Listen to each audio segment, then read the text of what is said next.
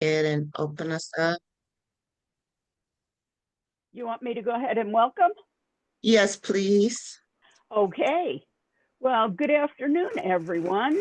This is a regional coordinating council meeting on March 4th. It's so nice to see you all here. I'm Andrea Suhaka, the chairman of the board, and also the chair of Transportation Solutions, Arapahoe County. Take it away. All right. Thanks, Andrea. And good afternoon, everyone. Welcome to Dr. Mack's March Regional Coordinating Council meeting. Today's meeting will be focused on a panel discussion on the benefits of being active in your community. We have an amazing panel today. As usual, Steph will begin the meeting by reminding us all of our mission and addressing some Zoom housekeeping. Thanks, Colleen. For those of you who are new to our meetings, welcome in. We want to share our mission at the beginning of each meeting just to kind of remind ourselves where we're coming from. So Dr. Mack's mission takes a multi-level approach to inform and empower people to overcome mobility barriers through education, collaboration, advocacy, and just really enhance the quality of life. So if you haven't done so already, please go ahead and type your name and organization into the chat. We kindly ask that everyone stay muted unless speaking, but feel free to use the chat as needed to ask questions, share comments throughout the meeting, whatever. You can raise your virtual hand by using the reactions button if you have something to add as well. So let's go ahead and move on to some brief staff introductions from the Dr. Mack team, and LaToya will start us off. Thank you, Steph. So I'm LaToya Pranti. I'm the Operations and Development Manager for those who don't know me. I'm going to talk a little bit about volunteer and the LCCs, considering we're in the RCC meeting. So volunteer is really critical to what we do, very helpful. We do have a couple volunteers on here today, so thank you for joining. But what they do is really just produce a lot for the community overall with what we can't do, right? A lot more hands. As you can see, we're a small group of 7. So anything that we can get help with is great, including knowing that we have a couple platforms. So I will share with you on Volunteer Match is one of them, Just Serve, Unite Us. So those are a couple of websites that we are on. If you would like to pass that on, I'll put that in the chat as well. Another form of way you can support Dr. Mack is joining one of our LCCs. They're very critical to the work we do. For each county you meet, you get to really talk about the transportation barriers and those gaps that are happening within the county. We have anybody from the elected officials to community members in these meetings, really trying to work on transportation issues and barriers. So I definitely encourage you to join an LCC if you haven't. Otherwise, yeah, nice to meet you guys, and back to you, Steph. Thanks, LaToya. Yeah, hi everyone. Again, I'm Stephanie O'Neill. I'm the program manager of special projects here at Dr. Mack. I'm going to be talking a bit more about our technology training later in the meeting, so I don't really have much of an update here, but you'll hear more from me later. So, Malia. All right, thanks, Steph. We're excited to see our database coming to life. If everyone could take a moment to fill out the post-meeting survey that will be sent out after this RCC, it'd be greatly appreciated. The more responses we receive, the better our database and information will be. Thank you so much, everyone. Maria? Thanks, Malia. Hi, everybody. My name is Maria Griffin, and I am the Bilingual Administrative and Marketing Coordinator here at Dr. Mack. And I just wanted to remind everybody about the services that we have available for our INA. We have INA cost transfers. After you selected your transportation service of choice, we can transfer you to them to make that process a little easier. We also have texting feature and interpretation too as well. Don't forget that whenever you call our INA too as well, we can mail you a Getting There guide. And for everybody that needs a ride to assist newcomers and refugee events, we can provide a ride for those events through our partnership with Uber. Just make sure to call us at 303-243-3113. And we have a Spanish-speaking staff too as well. Valeria?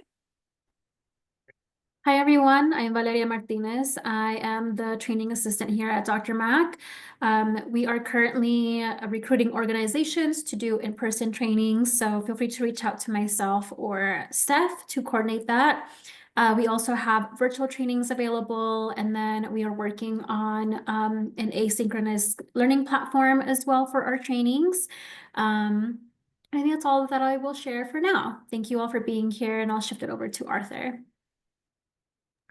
Hi, everyone. In addition to my normal stuff, I'm the Outreach and Development Coordinator. And in addition to my normal outreach, I just wanted to take a minute to talk about the website, the membership resources webpage that we launched. So if you're not a member, one of the benefits of being a member is this resources webpage, which includes community events happening. It includes a forum that you can have discussions in. It includes a resource page and a membership directory for you to connect with other members who are interested in transportation, equity, and inclusion. Yeah, if you have any questions about membership or about the webpage specifically, you can always email me, and I'm happy to answer any questions. And I lost my thing, so I don't actually know who's next. I'm sorry.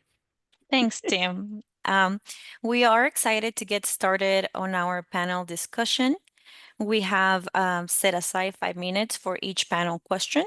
If the audience has any questions for the panel, please drop them in the chat.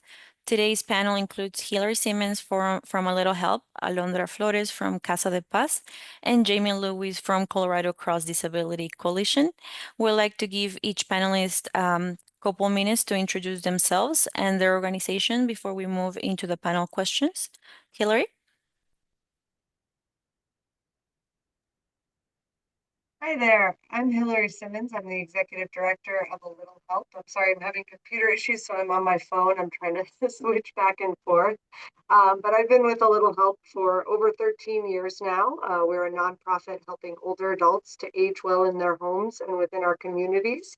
And we work with volunteers across the area and across the state to support older adults in aging in place and being able to maintain their homes and access the community so that folks aren't moving prematurely just because they've retired from driving. So excited to talk more about being active in the community. That's what we really rely on and we see of our neighbors, and just love to mobilize folks, and excited to share more about that and learn more from the other panelists as well. Thank you. Thank you, Hilary. Now we will learn a little bit more about Casa de Paz. Alondra? Hi, all. Alondra Flores is my colleague. My name is Andrea. Sorry, I'm subbing in for her. I am the executive director at Casa de Paz. Casa de Paz is a nonprofit in Aurora, Colorado. We serve the folks who are coming out of the Immigrant Detention Center in Aurora.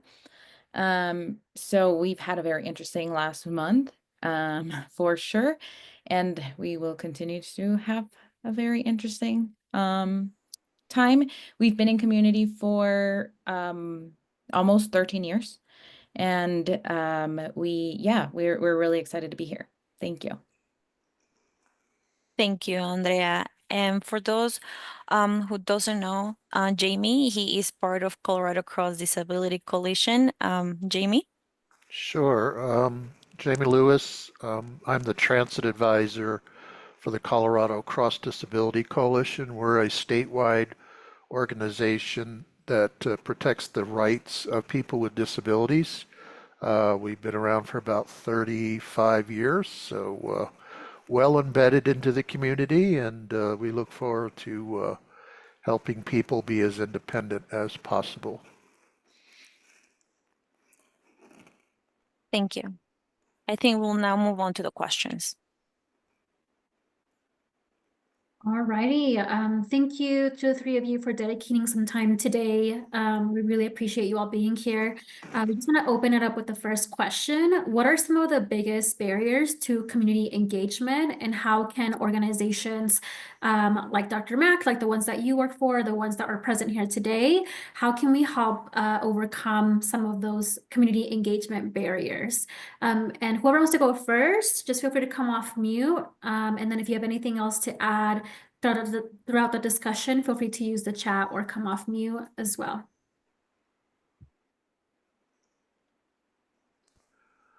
I'm happy to kick it off.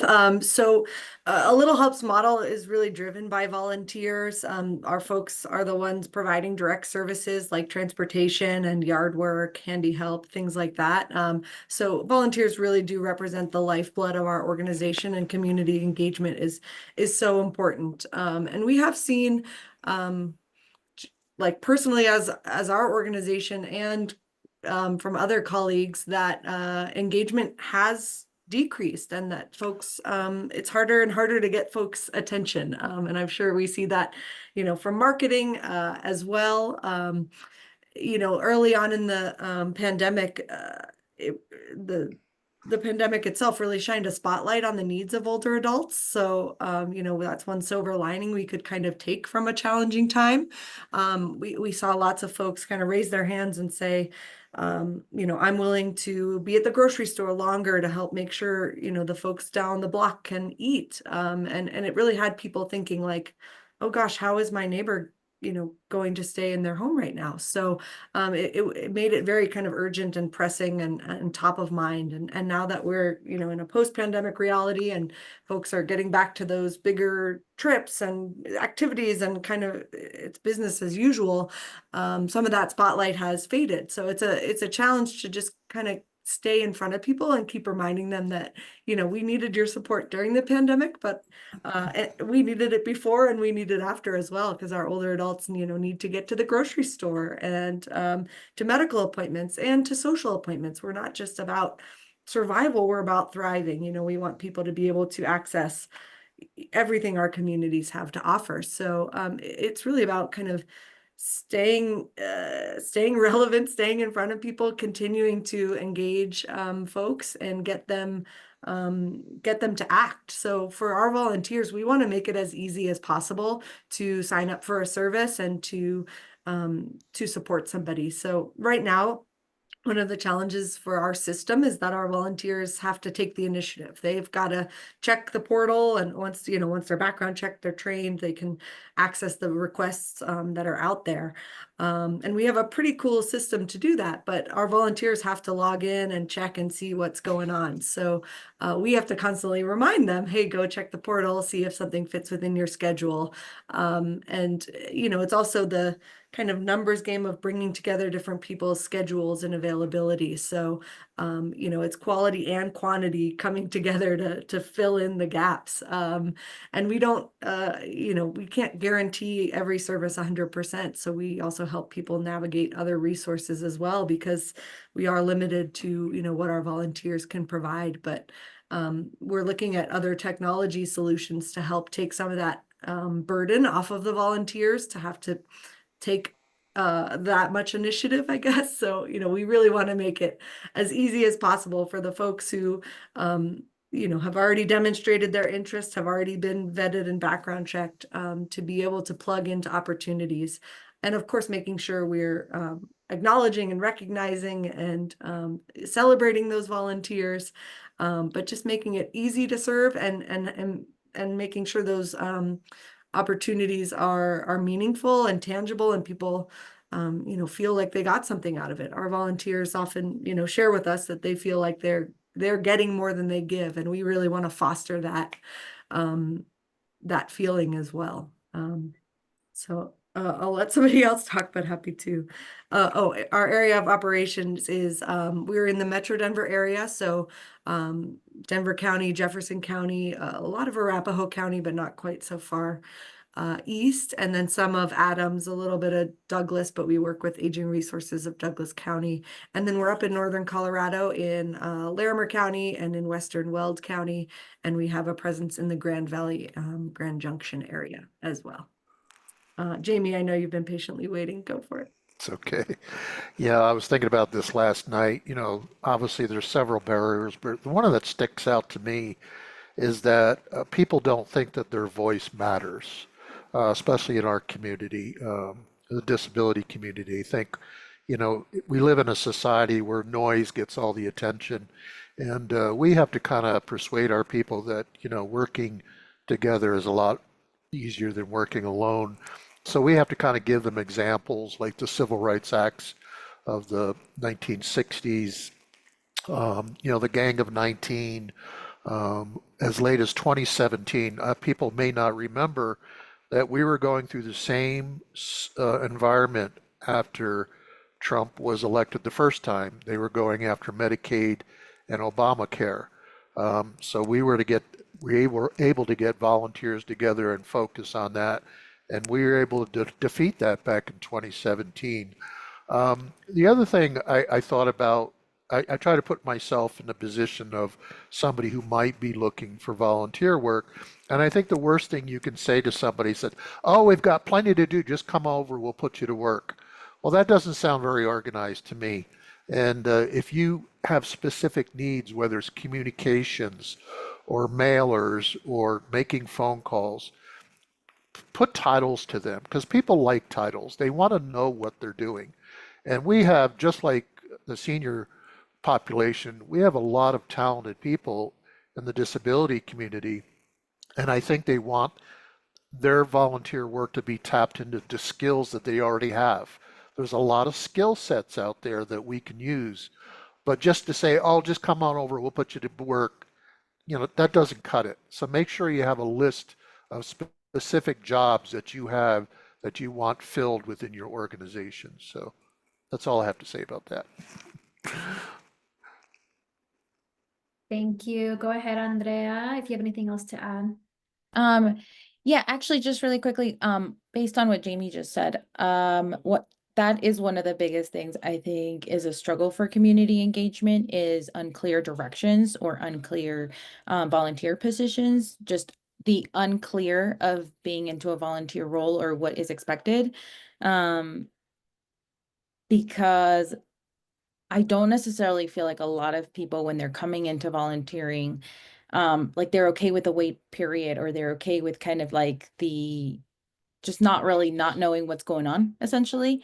And so I think having all of those unknowns is really it drives people away from like the work that you're trying to accomplish. And I think a way to really overcome that is giving those clear directions. And so I think the less that people have a room for questions, the better that people are going to be able to jump on and just do the actual task instead of looking at something and then being like, well, I actually just don't know what this is, what I'm even signing up for. And I think that's one of the biggest struggles that we definitely see too. And like as an organization that wants to keep people involved or engaged and also engaging others. And then really quick, Andrea, can you remind us how much of your organization is volunteer run? Our organization now is actually not fully volunteer run, just because that is not a feasible situation for many reasons. And after the pandemic, absolutely not. Like I think now in the immigration world, we're seeing all of this excitement and engagement, but that was gone and nowhere to be found in the last 3 years. And so that's something that's really hard. We are the visitation program and our letter writing program, they are fully volunteer run, but our welcome team is not. So things that can essentially, you don't have to have a specific dependent upon, you can still have volunteer run. Perfect. Stuff. Thanks so much.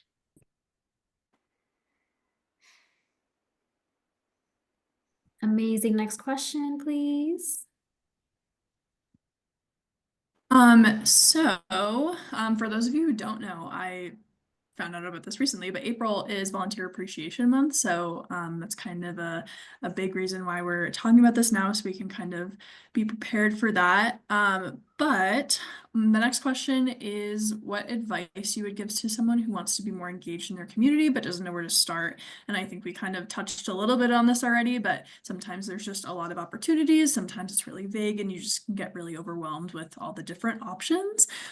So yeah, just curious if any of you have any advice. If anyone wants to jump in, or I can just kind of call on some of the panelists. I can jump in. One of the biggest things, so we have 3 different programs and they kind of cover different things. And so one of the biggest things that we tell people who are just even interested in volunteering at Casa is if you volunteer in this one program and you don't like it, that's okay. Like go ahead and participate on a different one. So I think understanding that not every opportunity is for everyone is the first part. Like don't get discouraged if the first organization you're trying to volunteer for, if that wasn't your cup of tea. There are so many opportunities and there is so much work in the volunteer world that there's definitely going to be something that you like. It's just being able to say, okay, I'm going to actually put myself out there and do it. I started with Casa as a volunteer in 2013. And I would have never imagined that giving rides to strangers would have been my cup of tea, right? Like that is not something that you think about like safety wise too.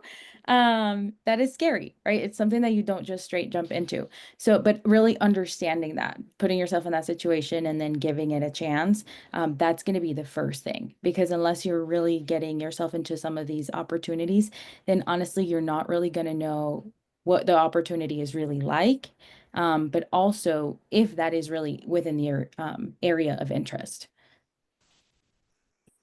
Yeah, definitely. Yeah, I think that's a great point. There are so many different ways to get involved, and kind of what we were talking about with the last question, setting those expectations and understanding what roles look like is important on the nonprofit side, and then getting those out there so that people can find them. So, if you're looking for volunteer opportunities, there are a lot of great like aggregators like Spark the Change and different like websites and things like that help you find an array of volunteer opportunities. And then within organizations, there are often a lot of different types of opportunities. And I like that Andrea was sharing, kind of jump in and try things and see what you like. And if you already know some of that about yourself too, you can kind of tailor some of those opportunities. Some folks prefer, really direct service and they want to see their impact, immediately and build relationships and be working like with a client.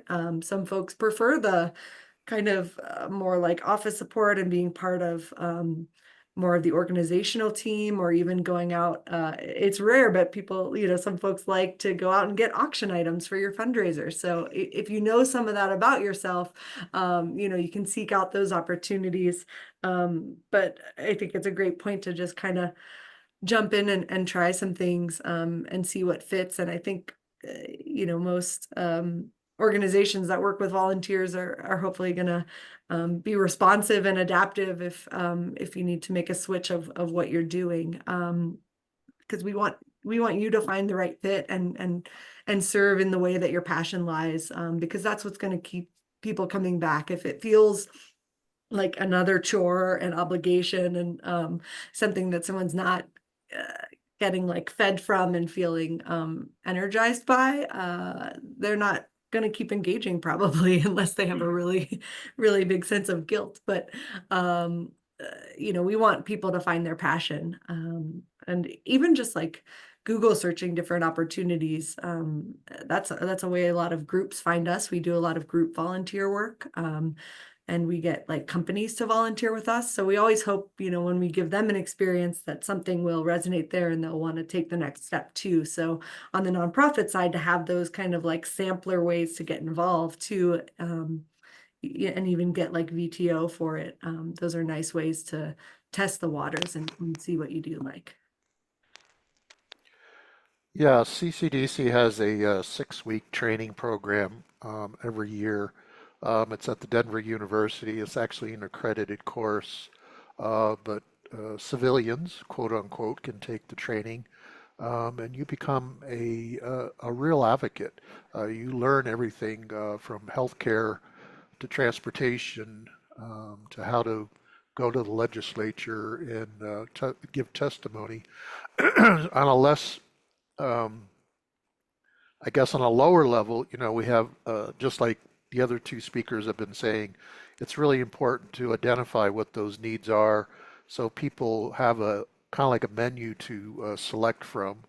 One of the issues we have is a lot of people join CCDC out of emotion. What happens, they have a sibling or a mother or a friend who has a disability and is going through a struggle, and they'll cling on to that part of the advocacy. But as soon as their issue is resolved, then we kind of lose them. So that's one of the issues we're dealing with. But for the most part, a lot of them stay on and they continue to work 365 days a year. But we do have that gap where people come in because it's a personal issue and then leave after 6 months. But that's something we have to overcome. Thank you. Yeah, thank you all for sharing that. I think it is really important to remember that like volunteer time is super valuable, and we want to make sure that our volunteers are doing something that they find valuable and they enjoy. And so I really like that perspective. And yeah, I mean, it's tough to retain that, Jaime, and I think that it's volunteering is always a little bit of a tough thing, but I'm glad to hear that people are staying engaged and staying with you guys. So awesome. Well, we'll go ahead and move on to the third question. Yes, thank you to our panelists. I felt like everyone in this meeting is taking some great tips about how to be a better volunteer. Noticed that in this meeting we also have some of our volunteers, so I'm sure they're taking some of your advice.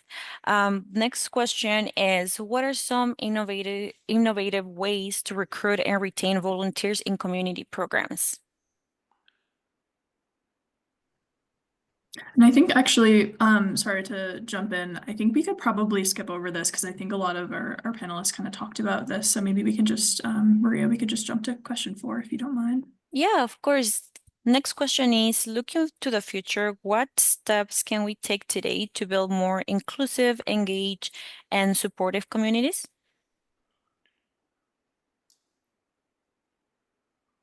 Well, hopefully that's something we're all working towards every day.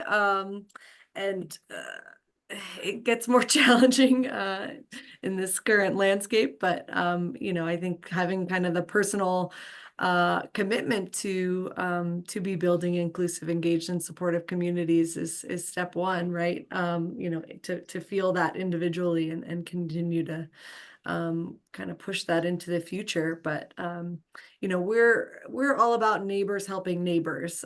So even if you're not a little help volunteer and you're just shoveling your neighbor's snow, we're so happy to know that's happening and know that a little bit can go a long way. So sometimes you can see kind of a grand mission statement and feel intimidated by that. But I mean, I think it's a lot of little things can add up to bigger acts. So, figure out what you can do in your space and go from there. And I think that kind of speaks to the last question too of, how to get involved. You don't have to become a formal volunteer with an organization off the bat, like look around and see what you can do to support. But I think building engaged communities is continuing to get people mobilized and moving and not it's hard to get out of the busyness of our lives and just to between work and family and whatever you've got going on, it can be a lot, but just to keep taking steps to be part of the community and be an active member of your community, and to do that in an equitable and inclusive way, is going to help. And of course, like true volunteer opportunities of that are kind of more formalized, like the ones we've been talking about, is a great way to continue to do that as well. And I think from Jaime's perspective too, the advocacy side, if that's part of your passion, is huge too. It could be anything from continuing to shovel down your block, to going down to the Capitol and sharing your story. There's lots of ways to take those steps, and it's like whatever step anybody's willing to take it. We'll take it. We're happy to. I would say free membership to most organizations. Um, if you're someone looking for volunteer opportunities, obviously you wouldn't want to have to sign up to 5 different groups and have to pay 5 different fees just to be a part of that group. So I think free membership is important. And then with that free membership, getting the newsletters and updates and things that are happening. And I think that really brings people in because they see your cross pollination with other groups. And you know how many times you hear people say, "Oh, we work with other groups," and then you find out they really don't.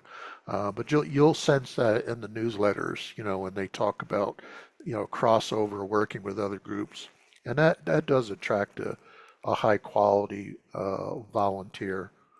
So. To add on to that, as as an organization, in order to really be inclusive, are you really providing the tools to the people to really be to really step on that and then be inclusive? So for example, one of the things that we're talking about is we see folks who are trans folks, and we have different things. So we have a space that's supposed to be welcoming for everybody, right? But then are we really inclusive? Or can we have everybody on staff take a course around language and making sure that you actually are creating the space so that people have that understanding and have that knowledge, and then they actually are becoming inclusive, not just in say, but in their minds, in education. So I think as an organization, what are the steps that we are actually taking to build that? And then on the volunteer end, it really is shocking to me how many people are just not willing to take on the information that the organizations are giving you. Some organizations give you free courses, free workshops, free events. Take advantage of those. You cannot be a part of a community that you're not actively also trying to get involved with. And it also is super shocking to me how many people, our volunteer training is online. How many, we know if you took the training in 2 seconds, right? We will know by your questions. We will know by the information you don't have. We will know it when you first volunteer. But that information right there, that is exactly what is allowing you to come into that space that has that inclusiveness, that has some information on engagement. And so don't do yourself a disservice either by just breezing through it because you think you're an expert in something. And so that's another thing. I think it's a give and take too. An organization can only give you so much. But then as someone who is coming in and is interested and wants to be engaged, how much work are we also doing ourselves to stay engaged ourselves, to stay educated and to stay within the movement? I think we have to look at it in that way too. I think Andrea just touched on something too. There's two types of education. One is to educate them about your particular nonprofit, but I think the key word is the continuing education, and that attracts a lot of people because if I know that I'm going to get good education as a group, learning new things, how to deal with other groups, like Andrea was saying, I think that's very, very attractive. That would be very attractive to me. Thank you. I love the answers. I also feel like part of being inclusive is also when recruiting volunteers from all different demographics, just like Andrea was highlighting. For example, for the newcomer and refugee population at this moment, I'm sure a lot of these organizations are probably trying to recruit a Spanish speaking volunteers, since we know that 80% of this population is is Latino, at least here in Denver. So yeah, I agree with you all. Thank you. I think we'll move on to the next question now. Yeah, thank you. So yeah, we were just curious if anyone has any personal experiences where being involved in the communities led to a meaningful change or personal growth. I know, Andrea, you shared that you started out as a volunteer and kind of evolved from there. But yeah, just curious if anyone has any stories they want to share with the group.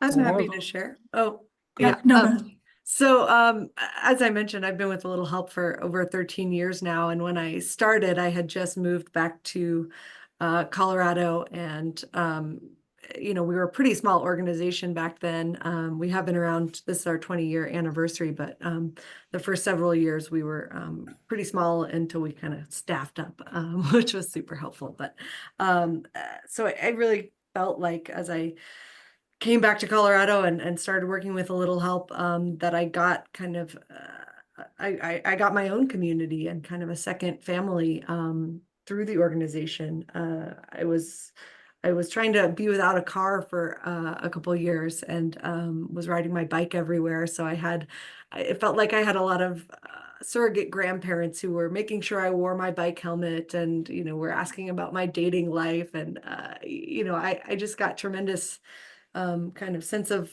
belonging and community just right off the bat from being part of A Little Help. And I learned how to bake from one of our members. I started my record collection with one of our members. And our volunteers do often share that they feel like, for the little bit of help that they provide, they're getting a lot out of it because it is so relationship based. And of course, the older adult says, I'm getting so much out of this, you should be called a lot of help. So there's this funny kind of mismatch there that the volunteers often don't feel like they're doing very much, but they feel like they're getting a lot out of it. Just because you get to grow those relationships and build those stories and get out of your own kind of bubble. I think our society gets very age siloed and, you do the things of the age that you're in. And, I have a young kiddo now and everything's kind of designated for each age. And sometimes you need to get out of the bubble and out of your silo and know that there are other people in the world that aren't you. I think it's really important. And we have a lot of families who volunteer. And it's been, I think, really valuable to teach younger generations to have those intergenerational connections. And I've gotten to experience that many times firsthand over the years in meeting our members and, in going to, I took a woman to Kmart to get her kids and started a friendship throughout the rest of her life. We would play Jeopardy together and she ended up, when I moved into a condo, she was like 2 blocks from me, so I'd walk over and we'd play Jeopardy. So I've experienced a tremendous amount of, I think, personal growth and change. That would be natural over this course of my these years of my life anyway, but we're certainly enhanced through knowing our older members and learning their perspectives and life stories and bringing together folks of disparate and distinct backgrounds and having that kind of community diversity has been super valuable. And I think, from the volunteer perspective, like, you can get what you put into something, right? If you're actively engaging with a nonprofit and able to do kind of that direct service and build relationships, there's a lot of value in that. I think it's great. Yeah, when I was a younger lad, if I wanted to do something, I would do it myself. Yeah. And what I learned over the years as an advocate, it is so fun to be able to teach somebody to advocate for themselves. And that's hard for me because I want to do it for them. But the thing is, if you don't teach them, then they can't teach others. So that's my short answer to that working in this environment's really taught me how to, plant the seed and hold back and watch it grow.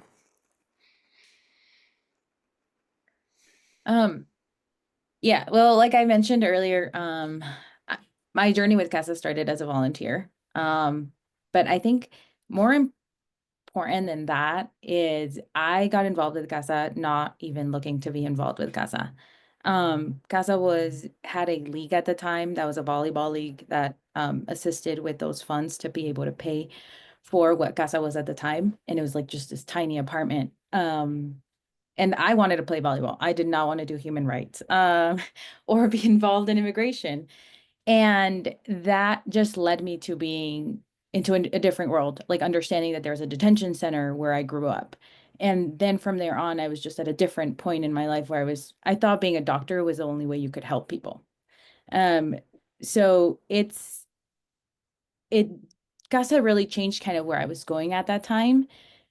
But being in community and staying in community is what keeps me grounded. It is what keeps me in the work. I feel like it is what makes the work so much harder because you hear about people's personal stories and you're on the ground helping people and you're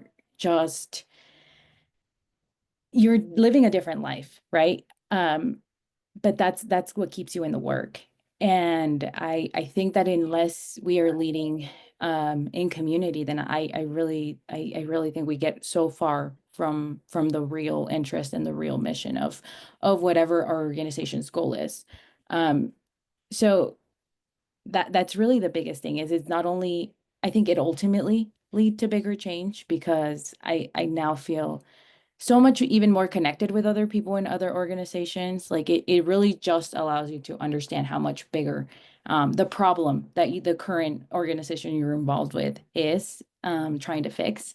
And so I really think just getting to be in community and meeting people who are on the ground, who are experiencing these things, that's really the only way that you're going to be able to really see what's out there and kind of grow from that and take your own journey from it.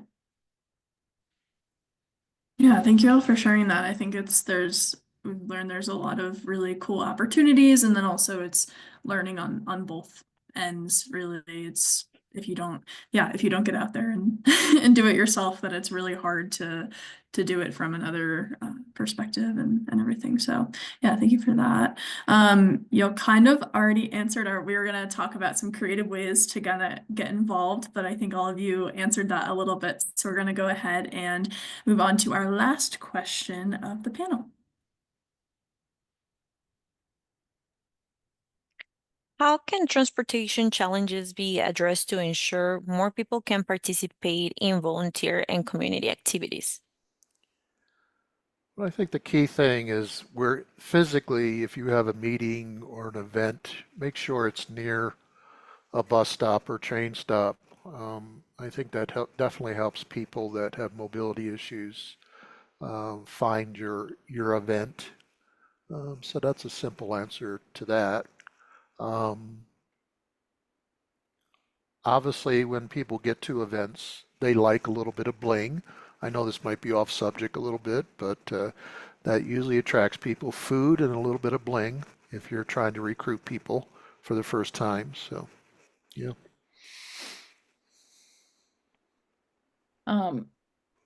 I think with one of the things COVID really showed us was how much we could stay home. And then really some people really enjoyed it a ton. So offering these hybrid opportunities, I think is going to be now we're living in a different world. And I think moving forward, that's just hybrid opportunities, I think are going to be the way to go. I've been in multiple in-person meetings and people with no transportation challenges are wondering if there's not a hybrid option or why there wasn't a hybrid option. So I think we really have to start understanding that piece of it and just knowing that that's just where we're at. Like, will we all chase the human connection? I feel like we all are, but I think we can't really that's not for every person to decide individually. So they'll come out when they're ready. Like people will give you a hug when they're ready to give you a hug. But until then, I think we really have to start offering these opportunities. Thinking about what opportunities can also be offered in a remote setting. That's also huge. Like, are there opportunities that you have that that you don't have to have people coming in for, that they can do from their house, that they can be involved in? And so we definitely have some of those, like some of our lead folks have that. Our Cartas de Paz program is a fully kind of remote program on your own time.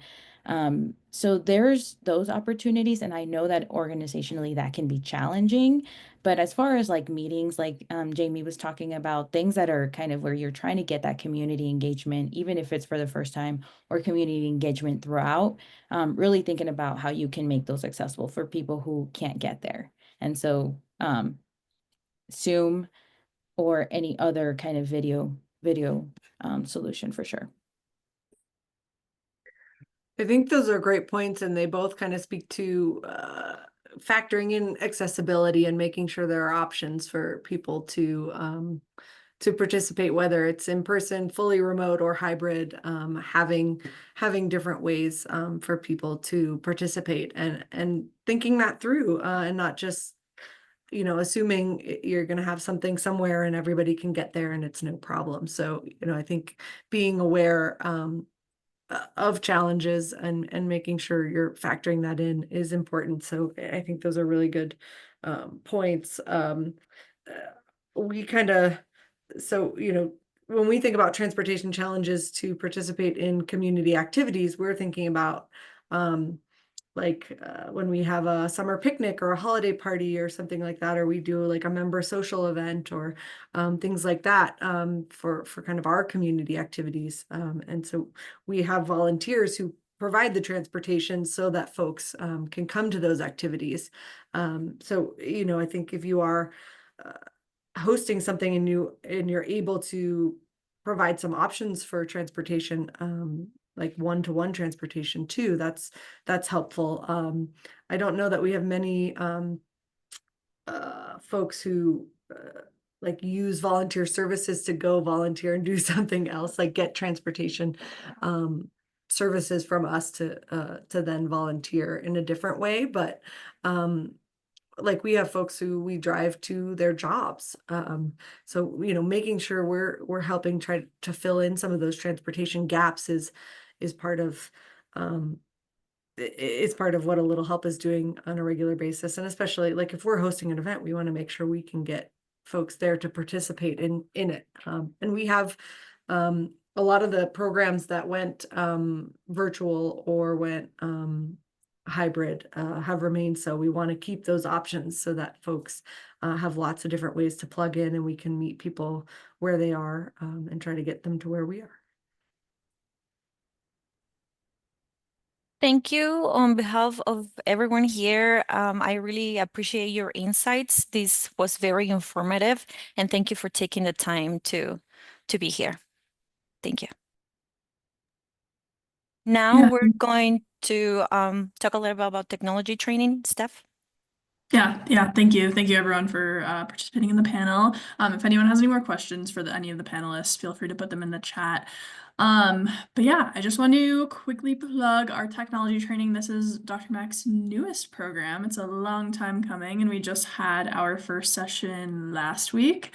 And it went really well. We had a small group of folks that attended, and we got to talk about all of the privacy and security settings in the phone, and then do some troubleshooting of just some questions they had about using their phones and things like that. We're starting to kind of reach out to the community to get some more technology trainings set up. So if you or an organization or a community center or someone that you know might be interested in a tech training, please reach out to me and we can work on getting a date set up. We're going to be structuring it in a similar format for those of you who are familiar with our travel training program.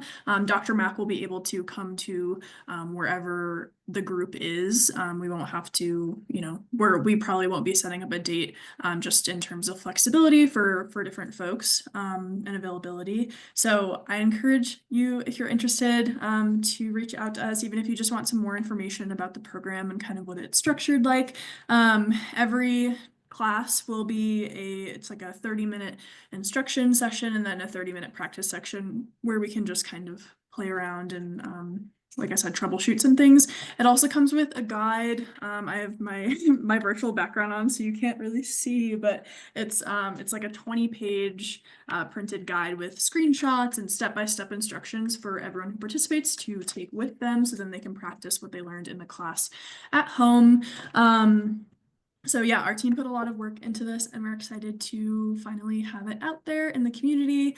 So yeah, please reach out to us if you have questions. I'll type my email in the chat as well. But yeah, thanks for those who attended, and then also hopefully see some of you at future ones.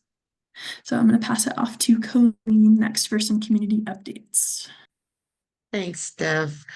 So we're going to take this space to kind of give you all to open up the floor and give you all a chance to provide any community updates or any events that you'd like to promote, or kind of just a connection period.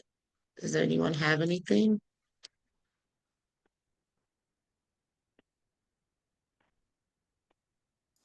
No, I had mentioned earlier when we didn't have a full crew that on March 12th, RTD will be discussing some recommendations from staff concerning access on demand, and that's at 5:30, and you can find the meeting connections at their website. So I encourage people to attend.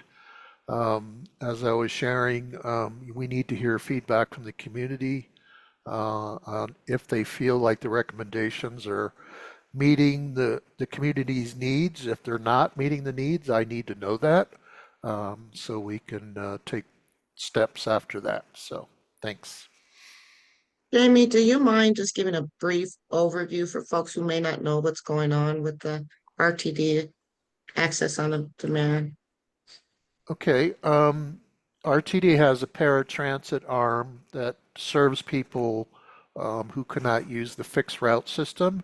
Their original system is called Access-a-Ride. About 2 years ago, they opened up a second form of paratransit service through TNCs, which are transit network companies. Those are your Ubers and Lyfts. And the program exploded. They had so many people switching over or becoming new members of Access-a-Ride in its entirety. People wanted to get on AOD because it provided so much more freedom. Because unlike the original Access-a-Ride, where you have to call at minimum 1 day ahead of time to schedule a trip, with access on demand, it's just like if you're a normal person calling for transportation, they're there within 3 to 5 minutes. At the pace of the program, RTD didn't feel like they could fund it at the current standards that they have. So they're going to have to pull back a little bit, but we don't know what that means right now. So that's what will be presented at the meeting on the 12th, is what cuts are they going to make in order to make it financially viable.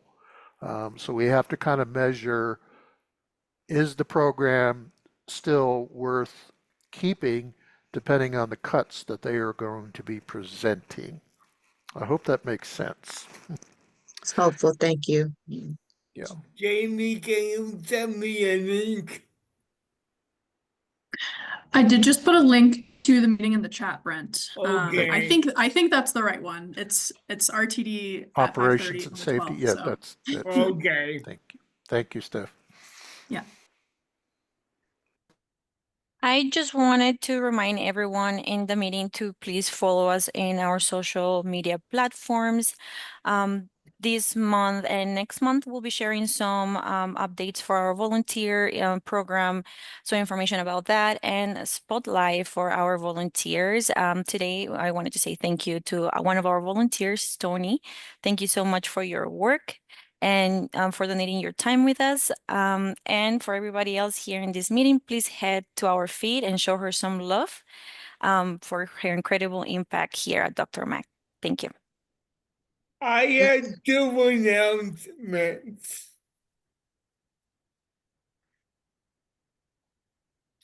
You have the floor, Okay, Brent. okay, on March 4th, on Thursday, it's the Disability Rights Advocacy Day at the Capitol from 8:30 to 1, where there could be talks to the legislators, some rallies, and some speakers about the disability community. You don't have to RSVP, you can just come and see what it's all about. 8:30 to 1 on Thursday, March 6th at the Capitol. Then March 19th is IDD Awareness Day at the Capitol. Same type of thing. We meet with legislators and have speakers, rallies. Then at the Art Museum, they have a road luncheon. And I was nominated for Advocate of the Year. Congrats, that's exciting. Congrats. I find out if I'm a finalist on March 12th. Nice. I will let everyone know. Yeah. Thank you. Brent, do people have to register for the March 6th and the March 19th events or just show up? Okay, March 6th, you can register or you could show up. And March 19th, if you're going to the luncheon, you might need to register. But each garden, you should reach out to Alliance and see if you could get full tickets for Dr. Mac. I will Okay. send you some information, Colleen. Thank you. We'll Okay, make sure to share it out. Yes, please. that's all I have. Thank you, Brent. Anyone else?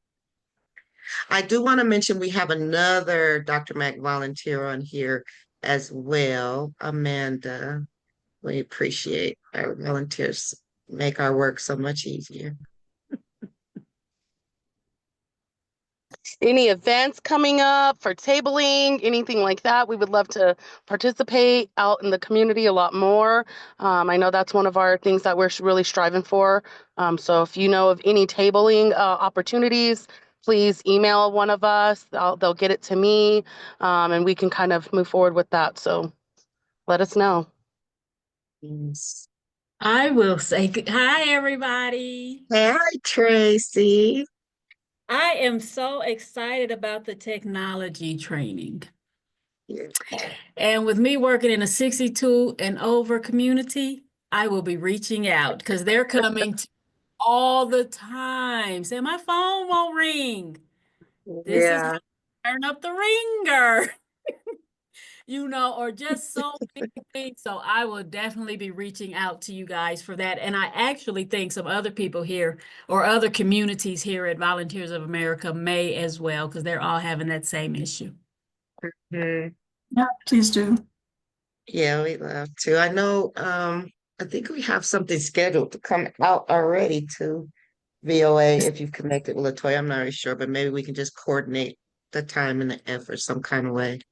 Yeah, maybe so. That might be one of our other communities because we are all over Colorado, from Colorado Yeah. Springs, Montbello, Aurora, West Side, everywhere. So, Mhm. but I think it would definitely be beneficial because I'm 58. Trying to stop yourself. Babies. And I don't even hardly, I have some issues trying to figure some stuff out. So I think this will definitely be beneficial for a lot of our residents here. I agree. Be reaching out. Jamie said you're just a babe. I see your hand up Baby. too, Jamie. I'll take it. I got clothes older than you. That's funny. I wanted to add to was it Latoya? If you can get a chance when you do your group trainings, I'd love to see multi-purpose things happening. If you could take people down to the new 16th Street Mall this spring and summer, I think that'd be fantastic to reintroduce people to the 16th Street Mall. If you haven't been down there, the parts that are completed are fantastic. And I think this would be a great introduction to some of our people that have been shut in for a while and our seniors. So just a thought, when you do your training, you may want to, hey, let's jump on that free mall shuttle. I was going to ask you, does the free mall shuttle go up and down 16th now, or is it still on 17th? No, it actually it goes down until the construction ends, and then it gets on the mall and finishes it. So it utilizes the newer sections. So you do get the utilization of the free mall shuttle on the new 16th Street Mall, the portions that are done. So yes, but I'm thinking late spring, middle of summer, they'll probably be down to maybe 2 blocks left, maybe. So you'll be seeing a majority of the 16th Street Mall late spring, early summer. Thanks for I that. used to spend so much time on the 16th Street Mall in my younger days, so it'd be really great to go down. Sure, Tracy, you're shaking your head. Yeah, it'd be nice to go down there and see how everything has changed. Thank you, Jamie. Anyone else? Well, we haven't started the plans. We're still trying to think through that, but I do want to remind everyone, or for those who don't know, that Dr. Mack is 20 years old. So we're trying to put together, this celebration. And so with more on that later, we haven't even started thinking about it, but it's hard to, I don't know. It's a blessing to be an organization that's around for so long. All right. Well, if we don't have any more community updates. I just wanted to remind everybody in the meeting, for all organizations that work with Spanish-speaking communities, that our services, our Dr. Mac, our travel trainings are also available in Spanish. If you have interest in the tech training, we can make that happen too as well. Our INA services is available also in English and Spanish. So please reach out to us. Don't let that be a barrier. Thank you. Our Getting There guide too, so just saying. Thank you, Maria. All right, well, I'll move on if I'm nothing else. All right, so in addition to our member spotlights, we always like to give a special shout out to our Dr. Mac members. If you aren't already a Dr. Mac member, head over to our website to unlock all the perks, and there's still time. All right, that brings us to the end of our meeting today. Thank you all for attending and learning with us. We would look forward to seeing you at next month's meeting scheduled for April 1st and April Fool's Day from 1:30 to 3 p.m. on Zoom. Registration links are for all of our 2025 meetings can be found on our website. Thanks again, and we'll see you all next month. Or at